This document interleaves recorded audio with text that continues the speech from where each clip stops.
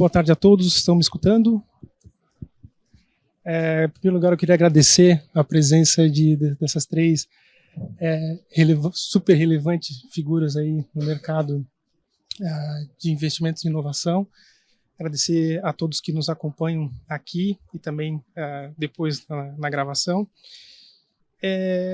Eu gostaria de iniciar dizendo que o cenário de saúde atual, ele, assim como diversos outros setores, ele vive uma transformação que o médico e os profissionais da saúde, de uma forma geral, vêm sentindo na pele, com a mudança não só dos serviços, mas mudança também dos pacientes, nas expectativas que ele vive.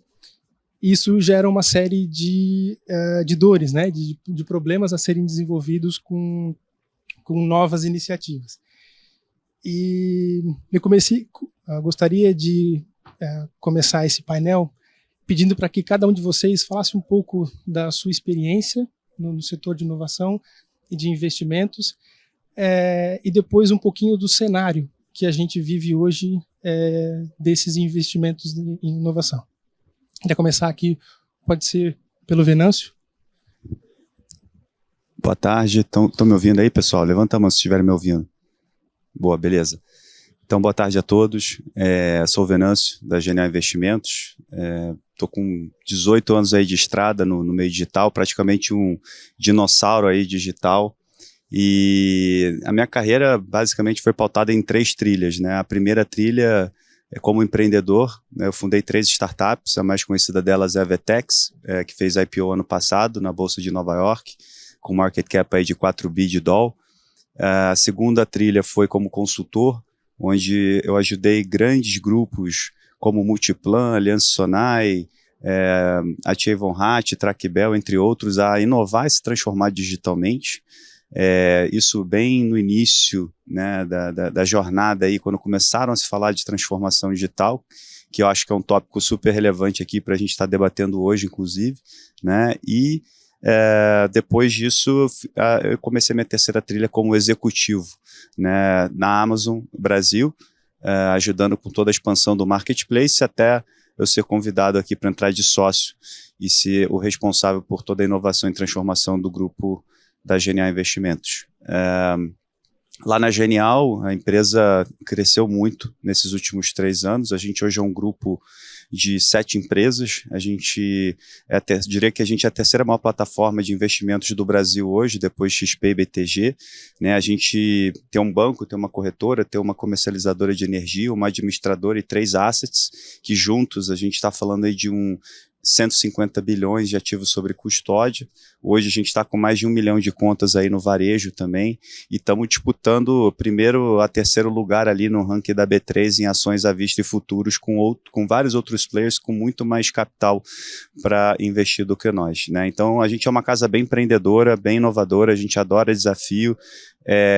Nossos sócios, né, os fundadores da empresa são muito hands-on, gostam de botar a mão na massa, né? E esse é um pouco do nosso histórico. O que eu estou fazendo lá hoje, como CDO, é responsável por uma área chamada CIB Tech, né, que significa Corporate Investment Banking, né, ou seja, oferecer serviços corporativos e de investimento para startups, para esse setor de tech, que acaba sendo um setor horizontal ali.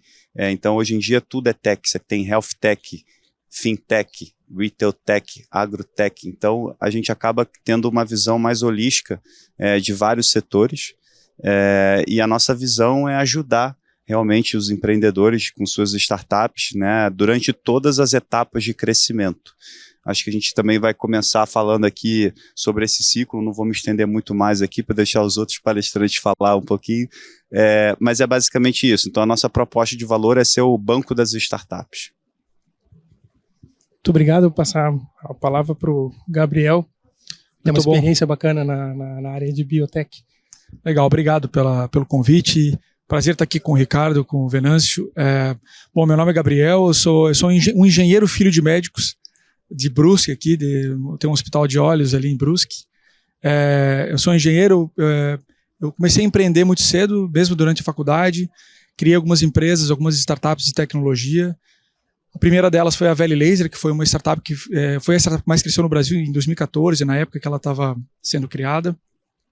Depois a gente criou uma startup que está aqui também na ilha, chamada Exact Sales, que também teve um resultado bem bacana. E a partir de 2016, a gente começou a focar em alguns negócios de mais propósito dentro da área de saúde. Então, tem uma das startups que trabalha com farmacogenética, cruzamento de dados de DNA com princípios ativos de drogas e padrões de metabolização, que hoje é o maior player de farmacogenética do país. E aí, a partir de 2018, nós criamos a Vesper, né, que é o que a gente chama de Venture Builder Fund. Então, o que é uma Venture Builder Fund? Na verdade, é uma co-criadora de empresas. A gente cria empresas focadas em Deep Biotech, focadas em biotecnologia, e a gente também é o fundo de investimento que investe nessas empresas. Então, a gente cria e investe em startups de biotecnologia. Quando eu falo de Deep Biotech, entendo assim, empresas de alto nível de propriedade intelectual, de atuação global, cujos fundadores são cientistas com as melhores formações que hoje existem, e em algumas áreas, por exemplo, terapia genética, terapias de RNA, vacinas de mRNA, vírus oncolíticos para tumores cerebrais. Todas essas empresas são criadas por cientistas brasileiros, e o que a gente viu? A gente acredita muito no potencial do Brasil, por ser um país continental, com uma biodiversidade enorme, com um corpo científico super forte, que podia estar dando aula com a Universidade Americana.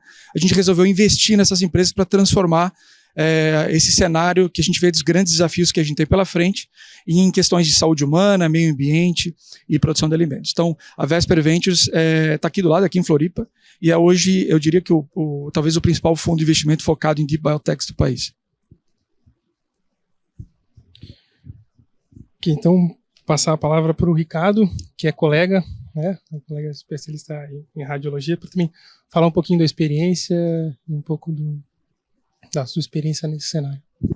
Boa. Boa tarde a todos. Meu nome é Ricardo Salomão. Primeiro eu queria agradecer o convite da Associação Catarinense de Medicina e também cumprimentar aqui a turma, que alguns deles já tinham tido a oportunidade de conhecer antes. Eu sou médico, radiologista. Atualmente, 100% do meu tempo eu dedico para avaliar investimentos na área da saúde, né, principalmente em health techs. Mas essa história ela é recente, né, então vou contar um pouquinho aqui do meu histórico. A minha família ela tem um histórico bastante grande empreendedor na área da saúde na cidade de São Paulo. Então, meu pai e o sócio, na década de 80, fundaram um laboratório diagnóstico na cidade de São Paulo, chamado Salomão Zop. E em 2017, eles optaram por vender a companhia para o Grupo DASA, que é o maior grupo laboratorial do Brasil. E desde então, desde 2017, a gente vem focando em fazer investimentos de uma parte do patrimônio familiar em dois grandes segmentos. O primeiro, o segmento imobiliário, voltado para a saúde, e o segundo, investimentos em empresas que estão em estágio inicial, principalmente que tenham como drive de crescimento a alta tecnologia, né? Ou seja, a tecnologia como meio e alavanca de crescimento das soluções que elas propõem. E de 2017 para cá, a gente investiu em aproximadamente 25 empresas, né? E sendo que dessas 25 empresas, praticamente 20, o que dá aí 80% das empresas, são empresas que oferecem soluções ou que tangenciam a saúde. Nós somos investidores que a gente busca sempre uma participação minoritária na empresa, então o empreendedor é quem continua tocando o negócio, é quem continua sendo o principal fator ali de que se essa startup vai dar certo ou não vai dar certo. E a gente busca sempre usar um pouquinho do nosso conhecimento sobre o mercado para tentar ajudar esse empreendedor a vencer aí nessa jornada. Mas vamos deixar o Marcelo aí iniciar a moderação e a gente aprofunda aí qualquer um desses assuntos. Muito bem, obrigado, pessoal.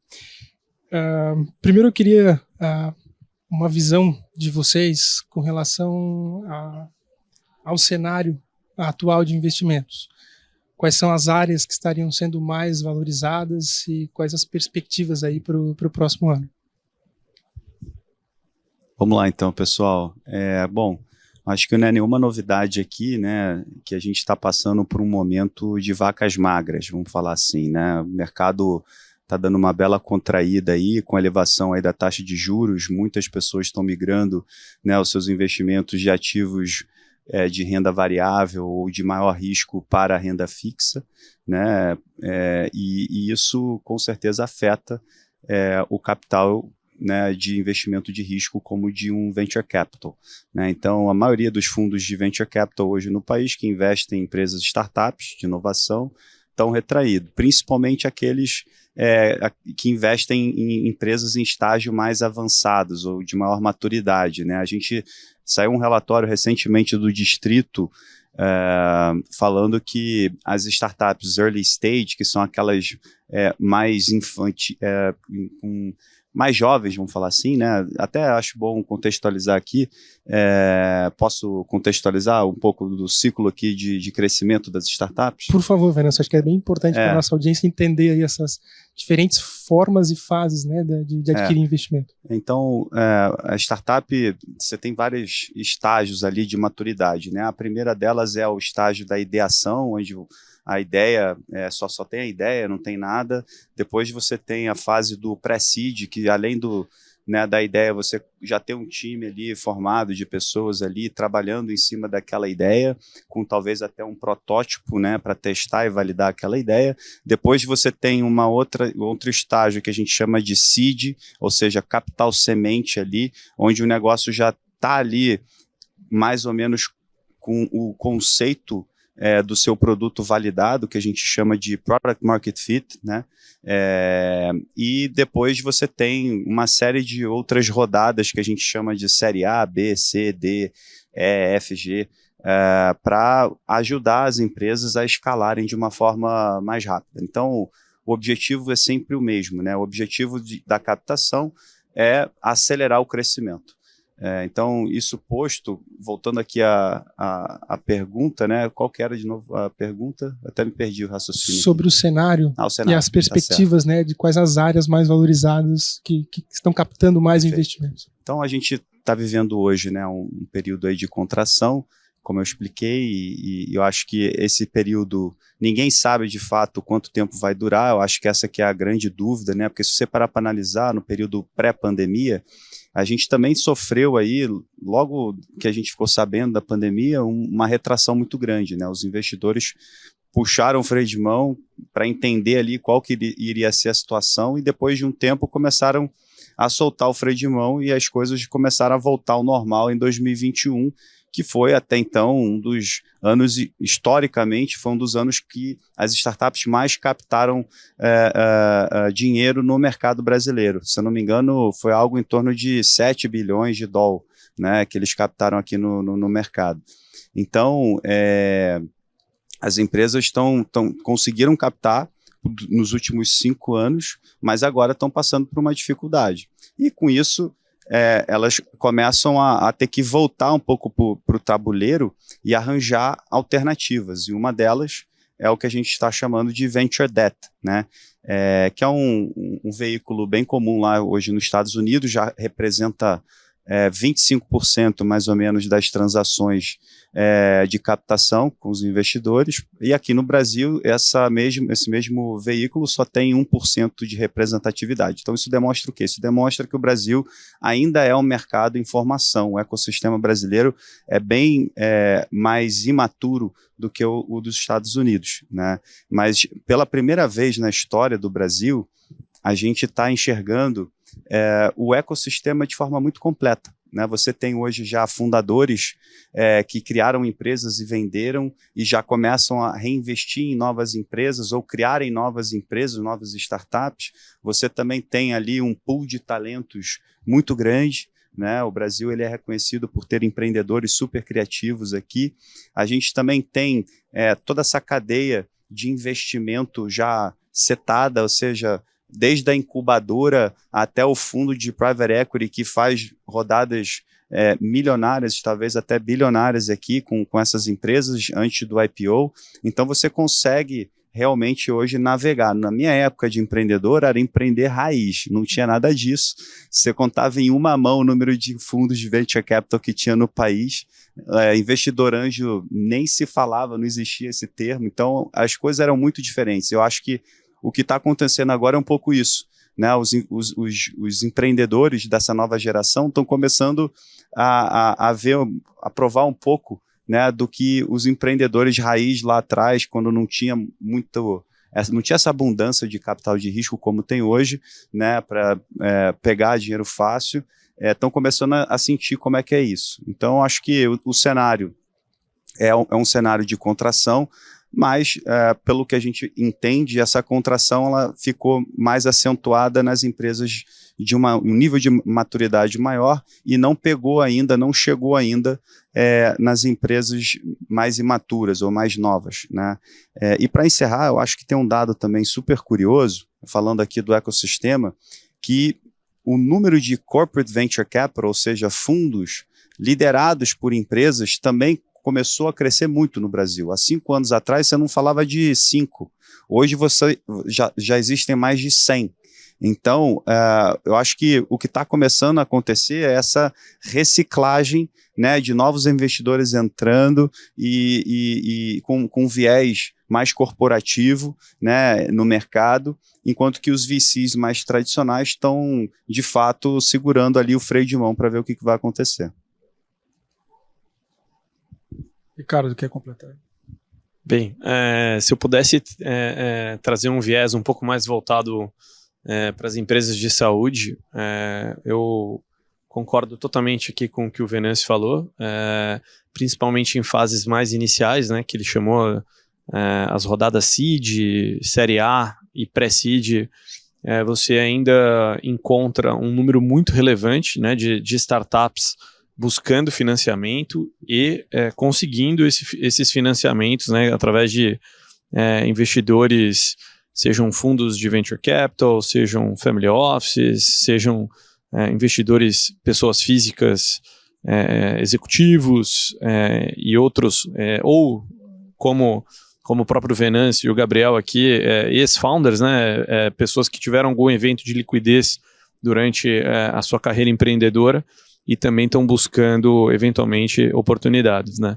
Então, eu percebo que ainda existe um apetite dos investidores, mesmo nesse momento de contração e de incerteza, né? Até semana passada o Brasil ainda não tinha a gente não sabia quem ia ser o presidente do país, a gente ainda não sabe como é que vai ser o inverno na Europa, ainda está cheio de incerteza, mas de alguma forma, conforme o cenário econômico, mas principalmente macroeconômico, ele vai dando um olhar, a gente pode voltar a ter daqui a pouco um outro ciclo de bonança, mas no early stage, no estágio inicial, a gente ainda acha oportunidade. Então aí quem estiver pensando em empreender aí, que estiver assistindo a gente e estiver numa fase inicial, ainda tem capital disponível para boas ideias e bons empreendedores.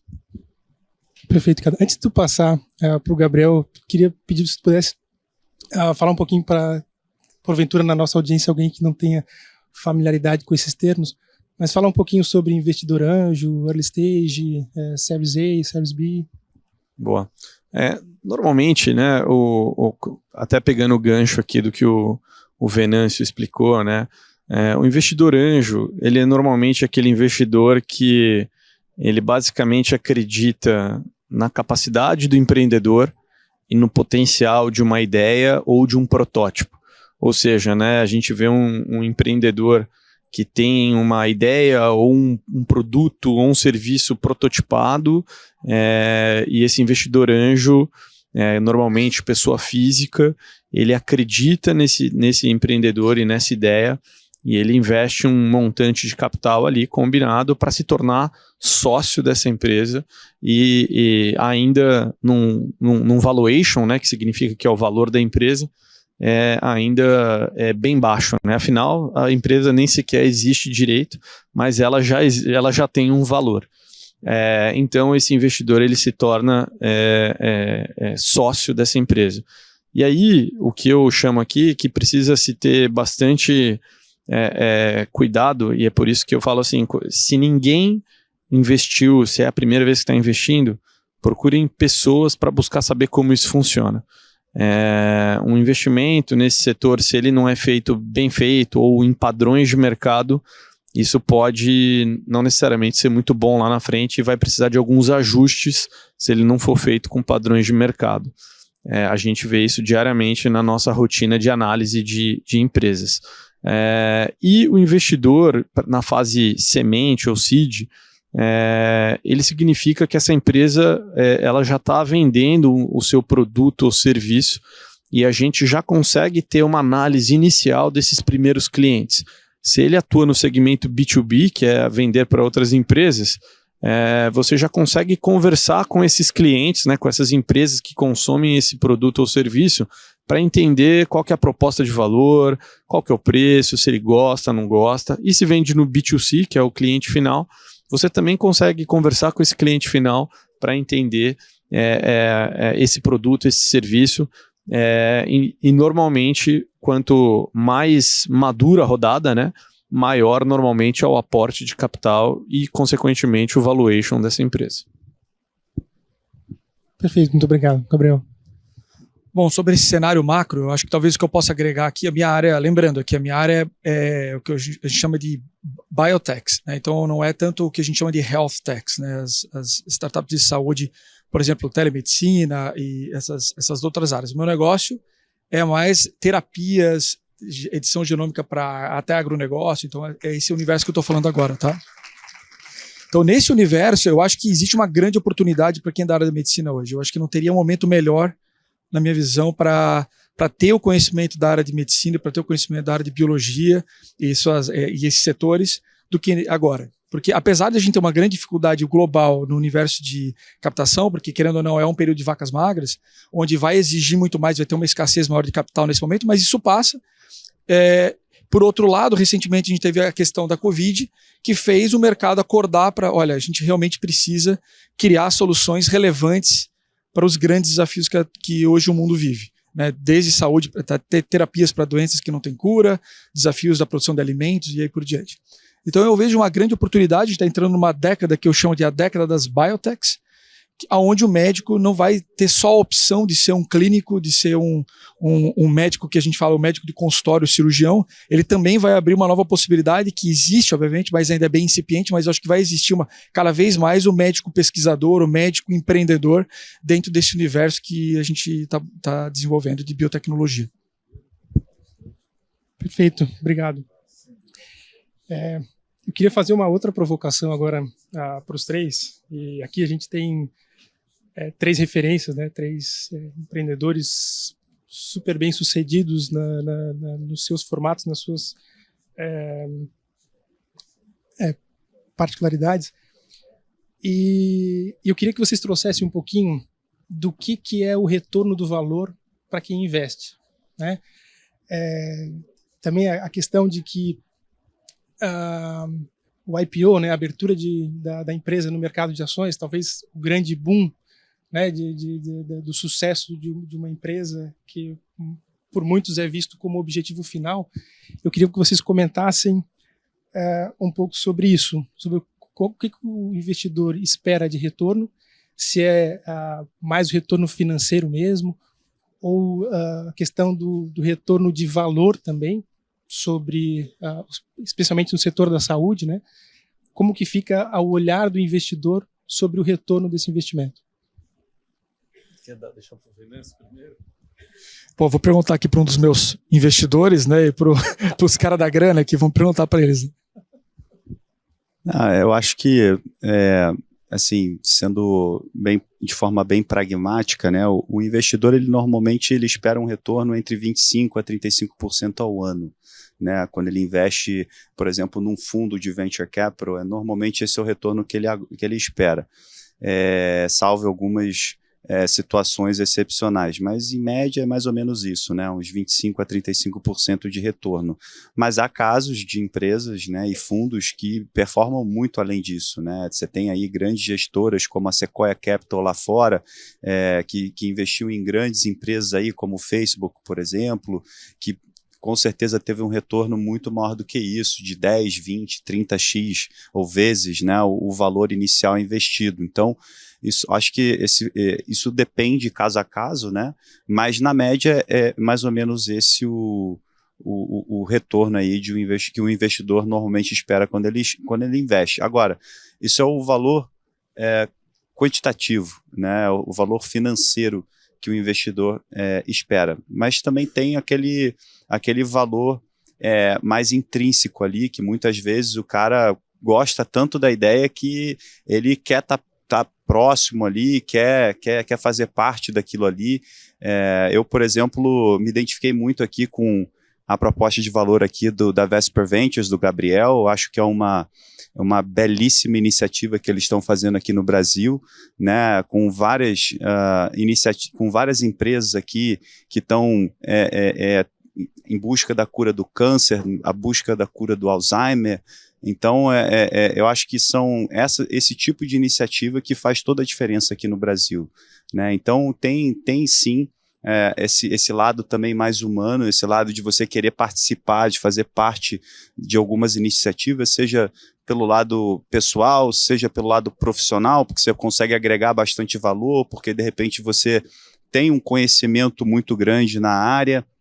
Eu mesmo, por exemplo, me atrevo, né, a fazer alguns investimentos como investidor anjo em algumas startups que tenham, obviamente, um fit, né, uma relação muito grande ali com todo meu histórico, né, de empreendedor, de executivo e consultor. Então, eu acho que é natural as pessoas quererem capitalizar em cima desse conhecimento da experiência, ou melhor, dos cabelos brancos que eu estou cheio aqui, né, ao longo do tempo. Então, de forma bem resumida, é isso. Antes de passar, Venâncio, só com relação até a Vtex, que foi uma empresa que vocês fizeram um IPO lá fora, era o objetivo desde o início?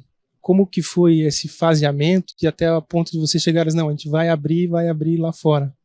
Essa história eu vou precisar de 1 hora para contar, mas a Vtex, quando a gente começou, cara, a gente tinha um plano bem ambicioso. O nome da empresa, inclusive, era a abreviação de Vitrine Têxtil, né? Poucas pessoas sabem disso, mas não tem nada a ver com o que a empresa faz hoje, que é uma plataforma de e-commerce na nuvem, né?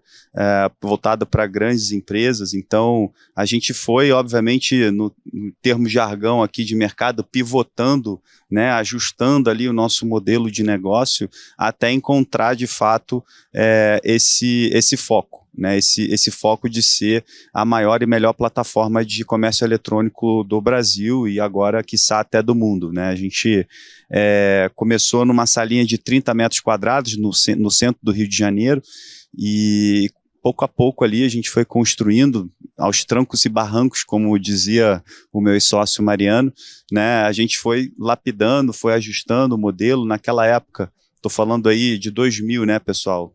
Logo pós-bolha aí da internet, então eram tempos muito mais difíceis, o ecossistema praticamente inexistente, mal falava-se de fundo de venture capital, investidor anjo, só anjo mesmo, porque não tinha investidor naquela época que investia em startups de tecnologia praticamente, depois da bolha. Então era outro cenário, o ecossistema era inexistente, e a gente, aos trancos e barrancos ali, foi modelando o negócio até chegar ao IPO. O IPO, eu acho que ele nunca é meta para nenhuma empresa, né? Respondendo um pouco da sua pergunta, eu acho que o IPO ele é apenas um marco para começar uma nova etapa, né? Um novo capítulo, escrever um novo capítulo na história de uma empresa. Então, até mesmo lá na Genial, a gente comenta muito sobre isso. Se algum dia a gente vier fazer um IPO, a gente espera fazer um dia, não vai ser o fim, vai ser o começo de uma nova etapa da empresa, né? Então, acho que essa é um pouco da filosofia. Obrigado. Não, Gabriel ainda continua eu ia passar para o Ricardo aqui para falar sobre isso. Na provocação do valor do investimento, do retorno, né? O que busca o investidor? Do nosso ponto de vista, a gente, os índices, os números gerais, é exatamente o que o Venâncio falou, mas a gente, por ser um fundo que está muito focado em impacto, eu acho que além do retorno financeiro, a gente também busca realmente garantir que a gente vai de fato resolver o problema que a gente se propõe a resolver. Então tem um lado financeiro do investimento, mas principalmente nessa área que a gente atua, que a gente quer realmente poder ver a cura do tumor cerebral infantil, a gente quer realmente poder curar, tratar, né? Pelo menos não vamos falar de cura, mas vamos falar do tratamento. A gente realmente ter um tratamento eficaz para o Alzheimer. Então a gente, além dos resultados financeiros, a gente realmente busca. E eu acho que a beleza da biotecnologia e das health techs é justamente, os das startups de saúde, porque é um setor onde você consegue conciliar o retorno financeiro expressivo, né, e do outro lado também esse impacto real. Né? A gente não está falando né, tipo assim, impacto de fachada. A gente está realmente onde o impacto é a essência do negócio. É quase que assim, o nosso principal KPI de resultado é o próprio resultado financeiro da empresa, porque cada real que sai de lá é uma terapia que realmente está chegando na população. Então tem esse lado também de impacto muito importante. Eu estou 100% alinhado aqui com o que o pessoal disse. Eu acho que em saúde é muito difícil você dissociar de impacto. Eu vou dar um exemplo para nós, né, que somos médicos e também fazemos investimentos em empresas. Para nós participar, né, dessas empresas que estão criando novas tecnologias, que estão provendo novos dispositivos, novas soluções, novos produtos para o mercado, é extremamente realizador, né? E lembrando que na maioria das vezes a gente fica sócio de grandes empreendedores, grandes médicos, então tudo isso é muito bom estar do lado de gente muito boa, né? Então é sempre muito bom. Eu vou dar um exemplo aqui de uma empresa que nós investimos já há uns 3 anos atrás, que é uma empresa que desenvolveu um dispositivo que ela afere a pressão intracraniana sem precisar fazer uma craniotomia. Né? Ou seja, hoje o padrão ouro para você aferir a pressão intracraniana, eu não sei se aqui todo mundo é médico, então vou explicar, você tem que furar o crânio, o osso, colocar um dispositivo dentro do cérebro e aferir a pressão. Né? Você imagina o grau de complicação, o grau de... E essa empresa, né, através de físicos, desenvolveram um dispositivo que você não precisa furar o crânio, e hoje já está presente em mais de 100 hospitais aqui no Brasil. Então você imagina o impacto que esse tipo de solução, e para nós, né, que estamos apoiando essa empresa, poxa, é magnífico a gente poder estar vendo nascer uma nova empresa. Essa tecnologia ela é patenteada e hoje ela vai ser lançada nos Estados Unidos agora em 2023. Ela já está com mais de 10 hospitais americanos buscando essa tecnologia para oferecer para os seus clientes. Então acho que é um misto. Mas acho que é importante saber, né, para quem está buscando empreender, e eu estou vendo aqui na plateia alguns empreendedores que eu já falei, que uma vez que você busca um investidor capitalista, né, um investidor que está colocando dinheiro no teu negócio, esse investidor um dia ele espera o retorno financeiro. É normal, ninguém quer, se não era doação, se não era terceiro setor, e aí é outro tipo de investidor. Então o seu investidor ele espera sim um retorno financeiro. E se colocando nos sapatos do investidor, né, antes a gente tinha uma taxa de juros super baixa, 3%, 4%, era atrativo, né, você buscar risco. Com essa taxa aí de 13%, é menos atrativo. Então esse investidor, alguns podem ter se assustado aqui com o que o Venâncio falou, 25%, 35% ao ano, mas é isso mesmo. É a taxa que remunera esse risco adicional, né, de você estar investindo em negócios ainda que são muito pequenos, não são consistentes, e que você busca ser remunerado por esse capital investido. Então, dizendo aqui, eu acho que eu concordo com os dois, aqui é uma mistura. É participar e, ao mesmo tempo, buscar um retorno financeiro adequado. Muito bom. E nesse cenário desafiador que a gente até vinha conversando, que de vários setores em transformação, a saúde não é diferente, com suas particularidades. Nessa transformação, a necessidade de inovar, né? E muitas vezes nesse processo de inovação, a necessidade de captar recursos, tendo a tecnologia como um meio, né? E sendo esse processo de inovação mais um processo cultural mesmo, como já foi falado em outros painéis hoje aqui, como a gente até vinha conversando antes de subir aqui para esse painel.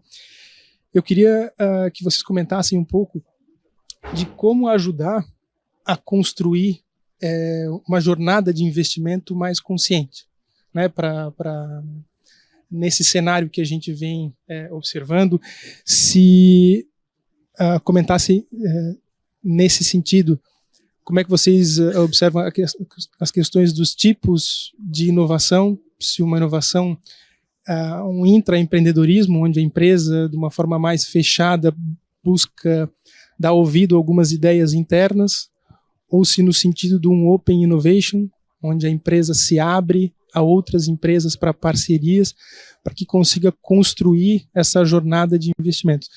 Eu queria um pouquinho da visão de vocês, né, como vocês enxergam a construção dessa jornada de forma mais consciente. Bom, vamos lá, você fez várias perguntas dentro de uma, então eu vou tentar dissecar um pouco aqui a pergunta, começando pela definição de inovação, né? Eu acho que é importante a gente deixar claro o que é inovação. Então, inovação nada mais é do que você melhorar, né, aperfeiçoar algum processo ou produto que gere valor. Se não gerar valor para a empresa, ou para a comunidade, ou para a sociedade, ela é apenas uma invenção, né? Então a gente está falando aqui de algo que tenha que gerar valor. E muitas pessoas e empresas temem falar sobre inovação porque enxergam a inovação como, puta, o cara vai ficar aqui querendo sentar querendo dormir, querendo botar post-it no quadro e ficar cheio de ideia aqui. Não é nada disso. Isso são metodologias de inovação, como Design Thinking, por exemplo, entre outras, que eu poderia citar aqui, que são utilizadas para justamente você conseguir tangibilizar melhor uma ideia e transformar essa ideia num negócio, né? Então, acho que a pergunta sobre como fazer uma jornada de investimento mais consciente, né? Eu acho que tudo começa com o objetivo. Qual que é o objetivo da empresa? E a gente vinha falando aqui, antes de subir aqui, né, sobre o mercado da saúde. O mercado da saúde brasileiro está passando por uma grande transformação, né, como outros mercados já passaram, como o mercado varejista. E eu tive a grata oportunidade de surfar essa onda da transformação do varejo e agora estou surfando a onda da transformação no mercado financeiro. E enxergo que essa transformação ela é muito parecida. Né, fazendo um paralelo aqui rápido, a gente estava conversando até antes de vir para cá sobre isso, que se você pegar a transformação do mercado varejista e analisar profundamente, você vai encontrar várias semelhanças que estão acontecendo hoje, não só no mercado financeiro, mas também no mercado de saúde. Então, a primeira onda de inovação foi quando as empresas.com começaram a desafiar as redes varejistas incumbentes, né, que foi o nascimento aí do Submarino, a Mercado Livre, um Shoptime, Americanas.com, entre outras, né? Essa foi a primeira onda. E se você parar para analisar com o mercado financeiro, por exemplo, essa mesma onda acontece hoje, né, com os bancos digitais desafiando, né, os grandes bancos incumbentes como Santander, Itaú, Bradesco, etc., né, como o Banco Nubank, o Neon, o Original, etc. Então, essa é a primeira onda. A segunda onda é quando começam a surgir as empresas de nicho, né? Como, por exemplo, no mercado varejista, você começou a ver a Baby.com no nicho de bebê, a Wine.com.br no nicho de vinhos, a Netshoes no nicho de esportes e por aí vai, né? E se você fizer um paralelo no mercado financeiro, por exemplo, é a mesma coisa que está acontecendo com as fintechs e a mesma coisa que acontece no mercado de saúde. Você começa a ter vários players focados em nichos específicos, né, para fragmentar o mercado, né? Então o mercado ele começa a ter um movimento de fragmentação, a inovação faz isso,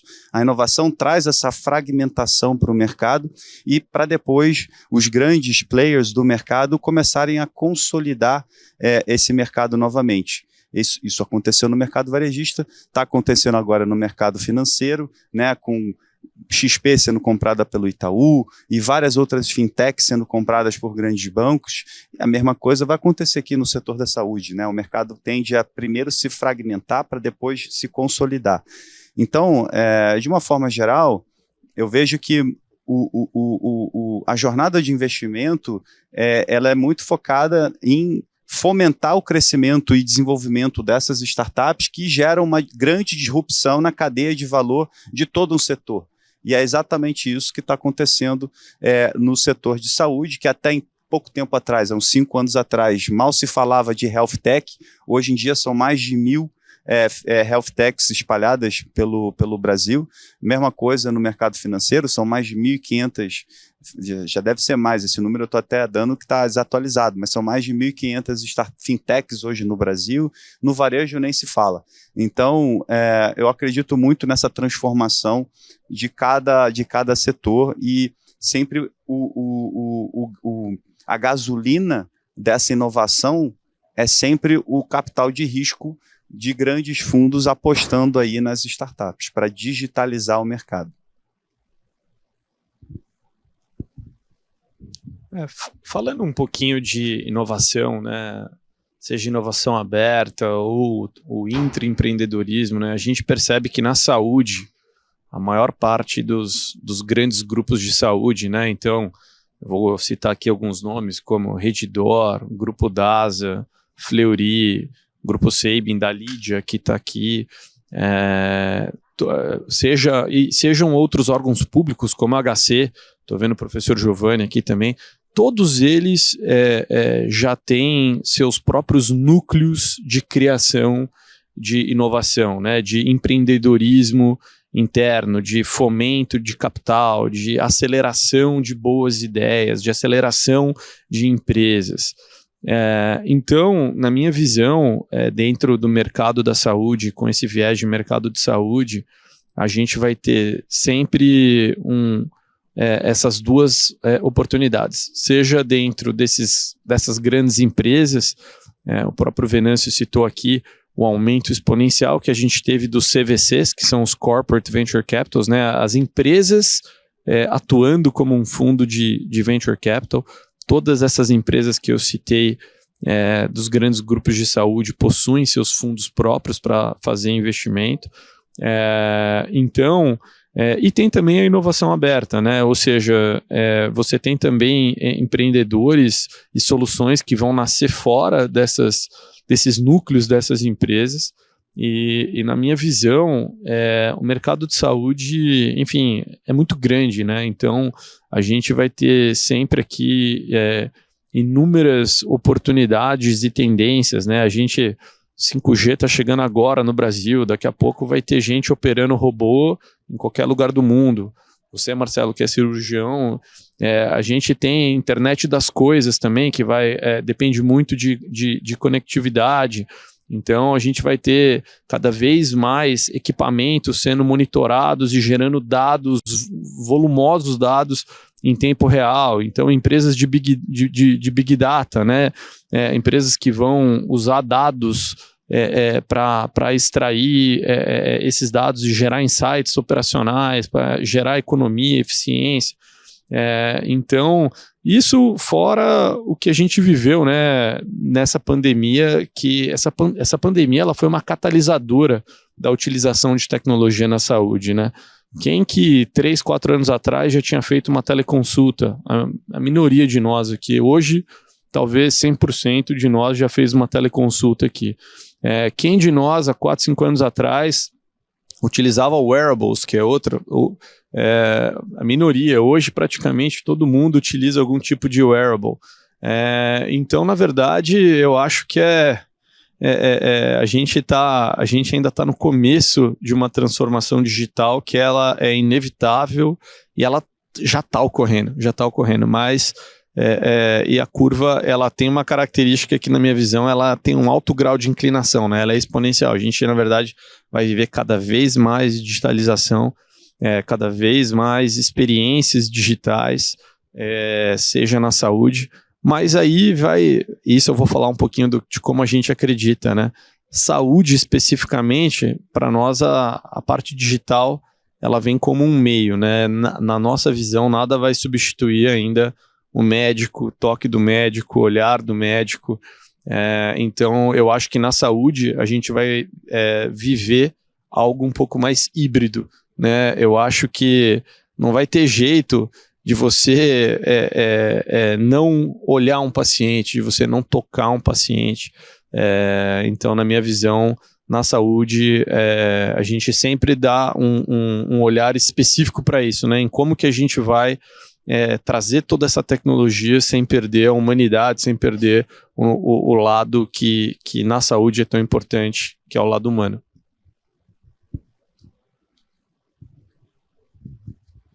Bom, acho que o meu ponto de vista sobre esse tema é um pouco específico, porque eu diria assim, o mundo das biotechs é um mundo diferente das health techs que a gente conhece. Tipo, eu acho que existe o Brasil ainda está acordando para esse setor, e a gente está sendo pioneiro nessa área.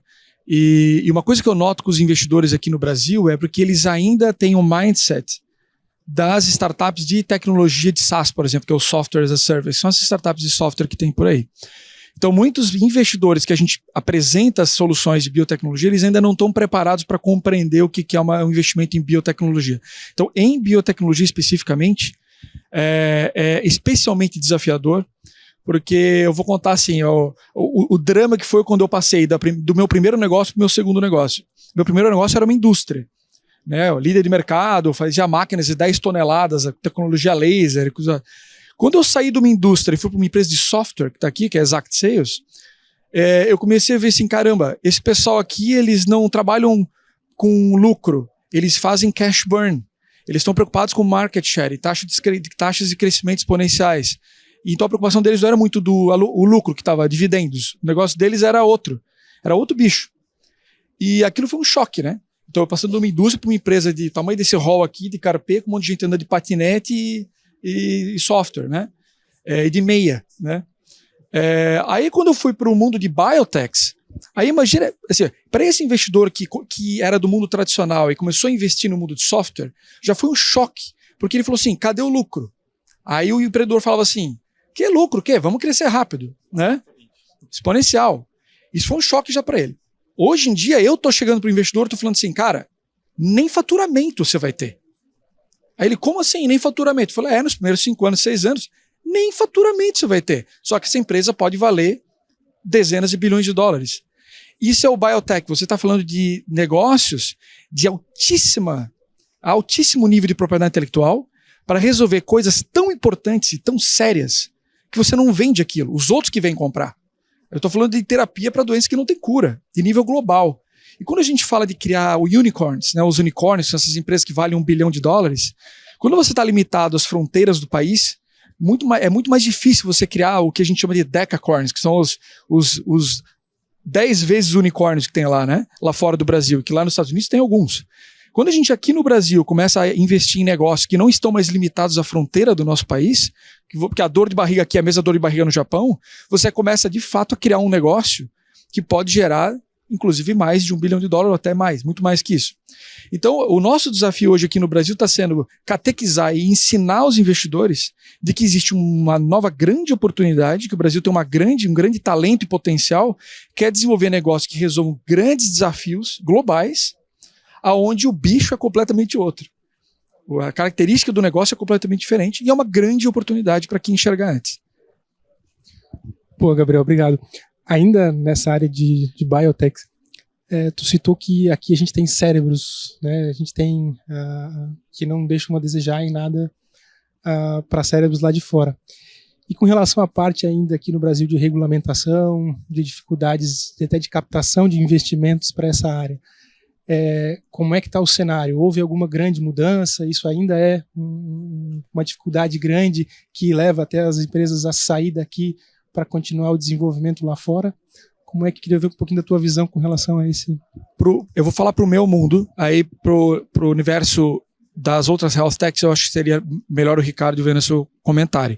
No meu universo, ainda é um desafio.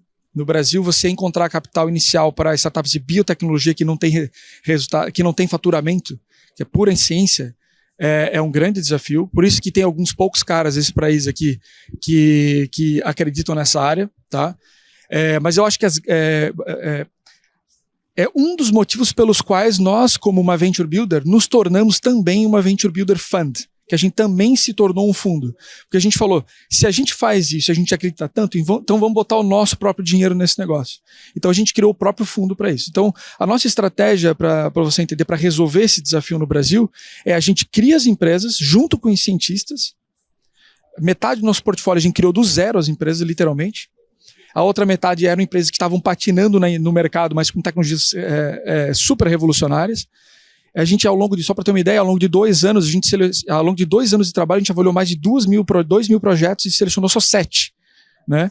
E desses 7, a gente investe, leva eles até a fase do final do pré-clínico, que chama, teste de modelos animais, faz o pre-IND, e aí a gente internacionaliza essas empresas para os Estados Unidos. Tem 2 empresas nos Estados Unidos hoje, uma em Boston, outra na Califórnia, e lá a gente conecta eles com fundos de investimento internacionais que já estão muito acostumados, eu não preciso ensinar nada disso que eu estou falando.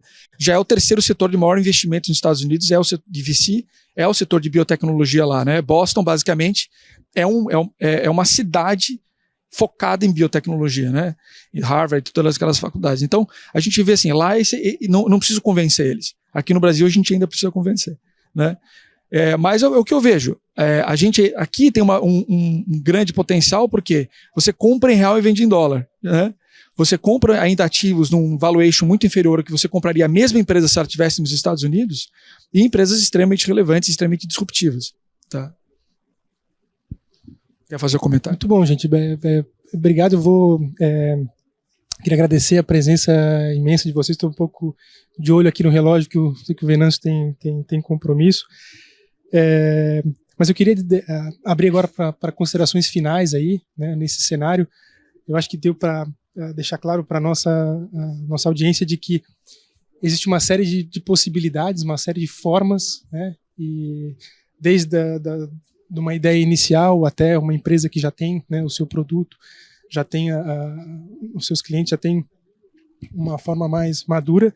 E então eu queria as considerações aí finais de cada um e mais uma vez agradecer a presença. Bem, eu queria finalizar dizendo que o mundo inteiro já tem mais de 100 health techs que são unicórnios. 0 na América Latina.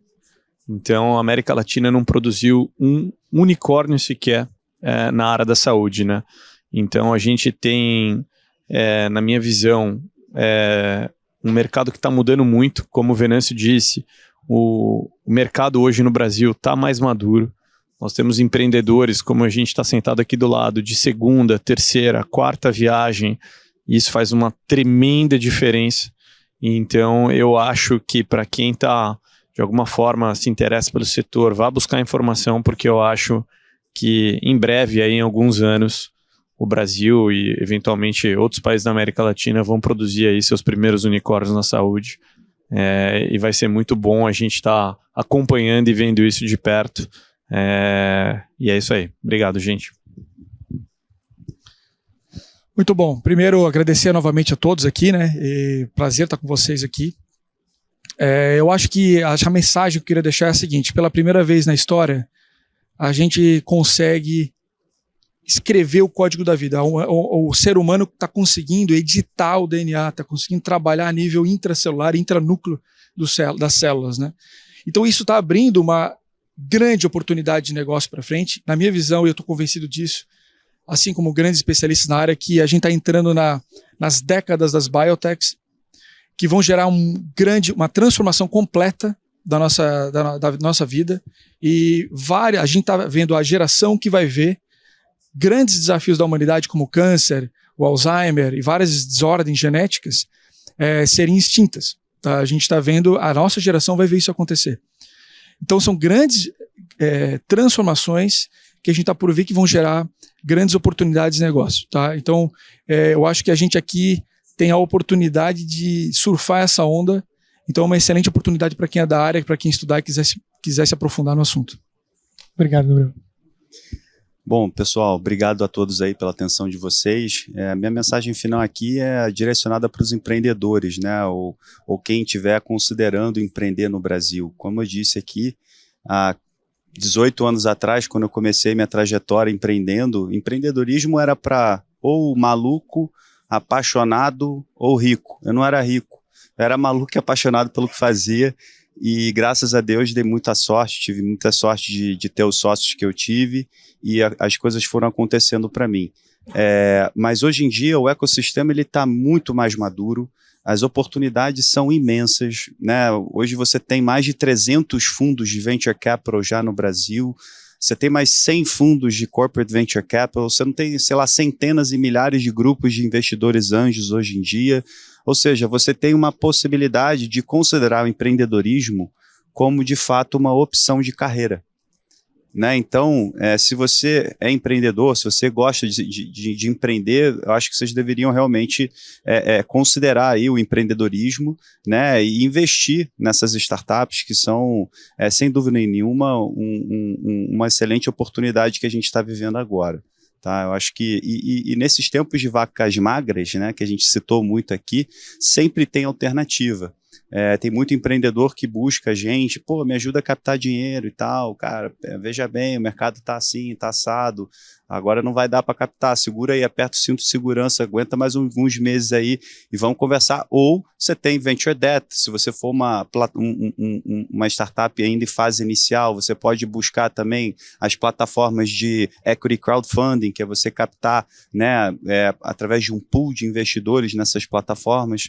Então, estão surgindo novos mecanismos e maneiras de você captar negócio. Agora mesmo também estão sendo lançadas na sandbox da CVM algumas iniciativas para venda de ações de empresas privadas, né, para o público em geral, que é a B3, a B4 é o nome da empresa, né, que está fazendo isso, e tem uma outra também chamada Vortex, se eu não me engano. Então, estão surgindo aí várias iniciativas nesse sentido. O momento, apesar de ser de contração, é de investimento. Nunca foi um momento mais oportuno, na minha opinião aqui, para investir nas startups, tá? É isso, pessoal. Muito obrigado. Muito obrigado, pessoal.